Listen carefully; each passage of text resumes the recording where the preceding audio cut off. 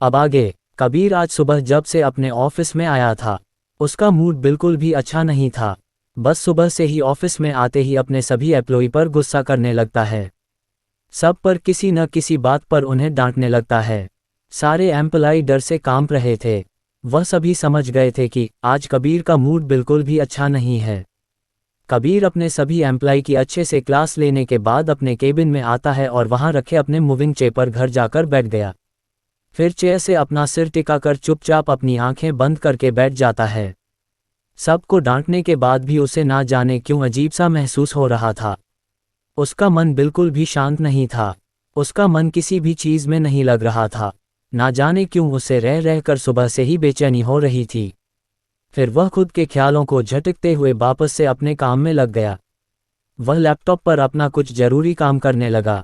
तभी उसके केबिन का डोर ओपन होता है और विराट आकर कबीर के सामने वाली चेयर पर बैठ जाता है।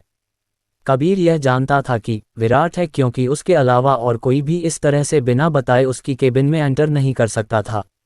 विराट चेयर पर बैठकर एक तक अपने सामने बैठे कबीर को अजीब तरीके से देख रहा था। ऐसे क्या देख रहे हो, कोई बात करनी है तो बता मुझे, कबीर अपने लैपटॉप में देखते हुए अपने कोल्ड वॉयस में विराट से बोला। मैं ये देख रहा हूं कि यह वही मेरा दोस्त कबीर है या आज कुछ बदला हुआ है। विराट कबीर की तरफ देख एक सरकास्टिक स्माइल के साथ बोला। कबीर विराट के कहने का मतलब समझ रहा था। उसे पता था कि अगर वह कुछ बोलेगा तो विराट उसे चिढ़ाने का एक भी मौका नहीं छोड़ेगा। इसलिए ये कुछ नहीं बोला और अपने काम में लगा रहा। कुछ देर में वहां अमन भी आ जाता है और उन सब के साथ बातें करने लगता है। कबीर भले ही अपने काम में लगा हुआ था, लेकिन उसका मन अभी भी बेचैन था, जिसे वह समझ नहीं पा रहा था कि ऐसा क्यों उसके साथ हो रहा है। सुबह से दोपहर होते होते कबीर की बेचैनी और बढ़ने लगी थी। फिर भी यह अपना पूरा ध्यान अपने काम करने में लगा रहा था। अभी वह एक प्रोजेक्ट पर विराट अमन के साथ डिस्कस कर ही रहा था कि तभी उसका मोबाइल बजा। पहले तो जरूरी डिस्कस करने के कारण कबीर ने कॉल को इग्नोर कर दिया, क्योंकि उस पर किसी अननोन नंबर से कॉल आ रहा था, इसलिए वह उठाना जरूरी नहीं समझा। कॉल पूरी बजकर कट गई। थोड़ी देर बाद वापस से कॉल आने लगा।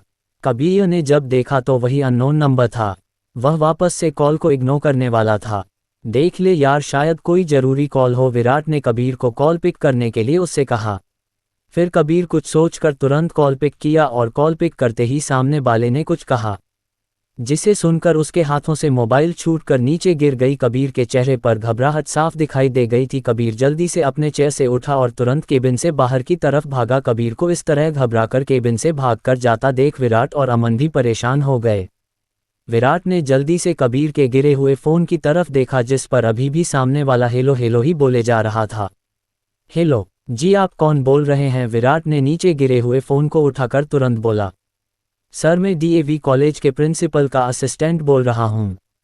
मैं अभी सिटी हॉस्पिटल में हूँ। मिस काकुन का एक्सीडेंट हो गया है। सामने से एक आदमी की घबराती हुई आवाज आई। कबीर ने ही प्रिंसिपल को काकुन की सेफ्टी के लिए कहा था। प्रिंसिपल ये बात अच्छे से जानते थे कि काकुन कबीर की वाइफ है, और प्रिंसिपल के साथ साथ उनका असिस्टेंट भी यह बात जानता था।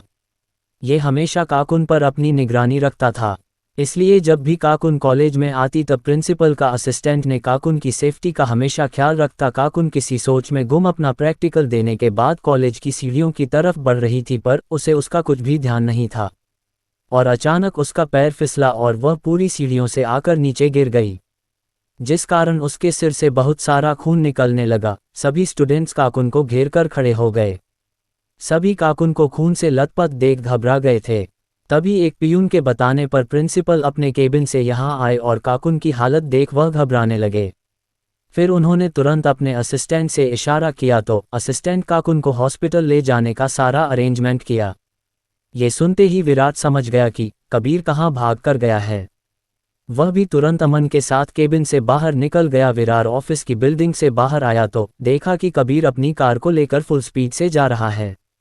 ये देख विराट ने भी तुरंत अपनी कार लेकर अमन के साथ कबीर के पीछे सिटी हॉस्पिटल के लिए निकल गया। रास्ते में अमन के पूछने पर विराट ने उसे सब कुछ बता दिया। सारी बातें सुनने के बाद अमन भी बहुत घबराने लगा था, क्योंकि अब तक उसकी और काकुन की भी बहुत अच्छी बॉन्डिंग हो गई थी। नहीं नहीं वाइफी, तुम्हें कुछ नहीं हो सकता। मैं तुम्हें कुछ भी नहीं होने दूंगा। तुम मुझे ऐसे छोड़कर कहीं नहीं जा सकती। कबीर कार को ड्राइव करते हुए काकुन के बारे में सोचकर खुद में बोला और फिर अपनी गाड़ी का स्पीड और बढ़ा दिया। कुछ ही देर में कबीर की गाड़ी सिटी हॉस्पिटल के सामने आकर रुकी। वह जल्दी से डोर खोलकर बाहर आया और हॉस्पिटल के अंदर चला गया। इस वक्त उसके चेहरे को देखकर कोई भी बता सकता था कि वह कितना परेशान और घबराया हुआ है। उसके बाल बिखरे हुए थे, उसके माथे पर पसीने की बूंदें थी, होंठ कांप रहे थे। कबीर जल्दी से जाकर हॉस्पिटल के रिसेप्शन पर बैठी रिसेप्शनिस्ट से काकुन के बारे में पूछा तो रिसेप्शनिस्ट ने बड़े ही रिस्पेक्टफुली तुरंत कबीर को काकुन के वार्ड के बारे में बताई जो कि 5th फ्लोर पर था। कबीर जल्दी से भागते हुए लिफ्ट के पास गया, लेकिन लिफ्ट अभी बिजी बता रहा था। ये देखा उसे बहुत तेज गुस्सा आया। फिर वह तुरंत सीढ़ियों से होते हुए 5th फ्लोर पर पहुंचा। 5th फ्लोर तक पहुंचते हुए ये बहुत ही ज़्यादा थक गया था, लेकिन कबीर को काकुन को देखने की इतनी बेचैनी थी कि उसे खुद का बिल्कुल भी ख्याल नहीं था। अब तक उसके कपड़े भी अस्त व्यस्त हो गए थे। 5th फ्लोर पर पहुंचकर कबीर जल्दी से काकुन के वार्ड की तरफ गया। बाइक के बाहर प्रिंसिपल और उनका असिस्टेंट खड़े थे। प्रिंसिपल कबीर की ऐसी हालत देख और भी ज़्यादा घबराने लगा, क्योंकि वह कबीर के गुस्से को बहुत ही अच्छे से जानते थे और उन्हें ये भी बहुत अच्छे से पता था कि कबीर बहुत ही खतरनाक है। उसके गुस्से के सामने कोई भी नहीं टिक सकता है। प्रिंसिपल सर अपने माथे पर आए पसीने को रुमाल से साफ करते हुए धीरे से कबीर के पास गए, जो कि चलते हुए वहीं आ रहा था। प्रिंसिपल कबीर के पास पहुंचकर जैसे कुछ बोलने वाले थे, उससे पहले ही काकुन के बाद से बाहर डॉक्टर आए। डॉक्टर को देखते ही कबीर तुरंत उनके पास गया। डॉक्टर कैसी है मेरी वाइफ? कुछ हुआ तो नहीं और ठीक है ना? कबीर घबराकर अपने कांपते हुए आवाज में डॉक्टर से पूछा। पहले तो डॉक्टर काकुन को कबीर की वाइफ सुनकर आश्चर्य रह गए, क्योंकि डॉक्टर भी जानते थे कि उनके सामने खड़ा इंसान कोई और नहीं कबीर सिंह रानावत है और वह एक बहुत बड़े सक्सेसफुल बिजनेसमैन है। और एक कॉलेज गोइंग लड़की को कबीर के मुंह से उसकी वाइफ सुन हैरान रह गए, लेकिन फिर तुरंत ही खुद की नॉर्मल कर कबीर की तरफ देखें। मिस्टर रानावत, मैंने अपनी तरफ से अच्छे से इलाज कर दिया है। अभी थोड़ी सीरियस कंडीशन है क्योंकि उनके सिर पर काफ़ी गहरी बोट लग गई है। अभी हमने उनका ऑपरेशन कर दिया है। जब तक वह होश में नहीं गई तब तक उनके कंडीशन के बारे में कुछ कहा नहीं जा सकता। डॉक्टर ने कबीर की तरफ देखकर श्रीडा सीरियस टोन में उससे कहा। डॉक्टर को जब ये पता चला कि काकुन कबीर की वाइफ है तो तय काफ़ी रिस्पेक्टफुली काबुन के कंडीशन के बारे में कबीर को बताने लगा। किसी भी हाल में आपको मेरी काकुन को बचाना ही होगा, उसे कुछ भी नहीं होना चाहिए, वरना मैं इस पूरे हॉस्पिटल में आग लगा दूंगा। कबीर ने गुस्से से डॉक्टर की कॉलर को पकड़कर उससे कहा। कबीर की आंखें इस वक्त गुस्से से आग उगल रही थी और डॉक्टर कबीर के गुस्से को देख घबरा गए। तभी वहां पर विराट और अमन पहुंचे। फिर उन दोनों ने कबीर को इस तरह से गुस्से में चिल्लाते देख वह भागकर कबीर के पास गए और डॉक्टर को कबीर की पकड़ से अलग कर डॉक्टर की बाह से जाने के लिए इशारा किया। कबीर खुद को विराट से छुड़ाकर एक साइड जाकर खड़ा हो गया। खुद को संभाल यार, कुछ नहीं होगा काकुन को। विराट कबीर के पास आकर उसके कंधे पर अपना हाथ रख उससे कहा। कबीर विराट की बात सुन तुरंत उसके गले लग फूट फूट कर रोने लगा। वहीं दूसरी तरफ अदिति की सुबह जब नींद खुली तो वह खुद के ऊपर किसी भारी चीज को महसूस कर अपने बगल में मुड़कर देखी तो अपने बगल में सो रहे इंसान को देख गुस्से से लाल हो गई। वह तुरंत उस इंसान के हाथ को झटक कर खुद से दूर किया, जिससे उसके साथ में सो रहे इंसान की भी आंख खुल गई। आंखें खोलते ही वह इंसान मुस्कुराकर अदिति की तरफ देखने लगा। वही अदिति गुस्से से उस इंसान को घूर रही थी।